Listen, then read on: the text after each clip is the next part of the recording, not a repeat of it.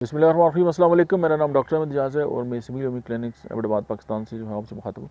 आज हम बात करेंगे कि नींद लाने का नुस्खा जो है ऐसी आपको, यानी वो तमाम लोग जो ट्रंक्लाइज़र इस्तेमाल करते हैं या नींद के लिए मेडिसिन इस्तेमाल कर सकते हैं, उनको एक ऑप्शन के तौर पे उनके पास एक कोई ऑप्शन होना चाहिए कि यार वो अगर उसके अलावा कोई होलिस्टिक अप्रोच के साथ या कोई नेचुरल मेडिसिन इस्तेमाल करना चाहते हैं तो उनके पास कौन सी मेडिसिन होनी चाहिए।